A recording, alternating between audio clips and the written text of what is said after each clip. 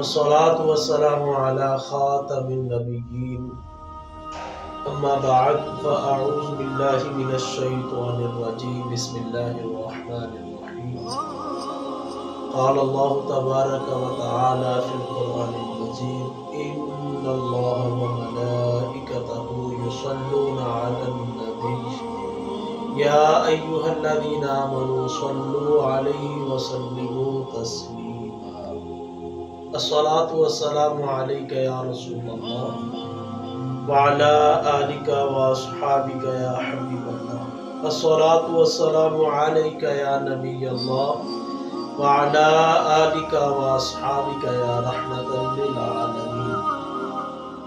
عبدالرشید بھائی عرب شریف سے، انہوں نے واٹس ایپ کے ذریعے سے ایک خواب کی تعبیر دریافت کی۔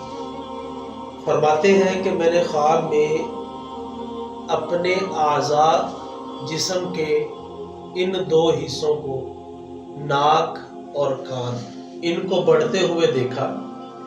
برائے کرم اس کی تعبیر بیان کر دیجیے۔ الجواب بعون الوہاب اللہم ہدایت الحق والصواب۔ جسم کے اعضاء کا بڑھنا، ناک خصوصاً طور پر،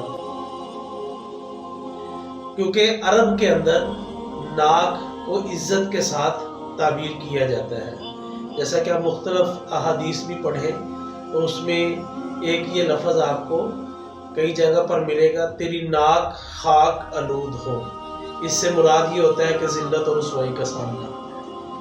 ناک، کان، ہونٹ یا پیشانی، ان کا خواب کے اندر بڑھنا حضرت امام جعفر صادق رضی اللہ تعالیٰ عنہ کے مطابق آپ کے قول کے موافق عزت، سرداری اور منصب کے بڑھنے کی طرف اشارہ ہے۔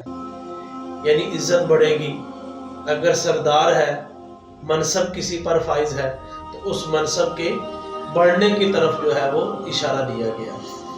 حضرت ابراہیم کرمانی رحمۃ اللہ تعالی نے فرماتے ہیں خواب کے اندر اعضاء کا بڑھنا، خصوصاً ناک، ہونٹ اور کان، یہ اس بات کی طرف اشارہ ہے کہ اللہ پاک اس کے رزق میں برکت جو ہے وہ عطا فرمائے گا، اس کے رزق کے اندر مزید جو ہے وہ اضافہ فرمائے گا۔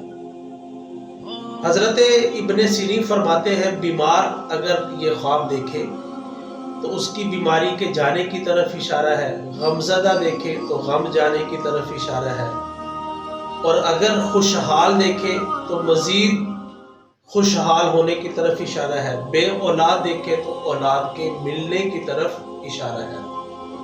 اسی کے ساتھ ساتھ آپ نے اور بھی اضافہ فرمایا، جیسا کہ انہوں نے خواب دیکھا کہ ناک، کان، یہ خواب کے اندر یہ اعضاء بڑھ رہے ہیں۔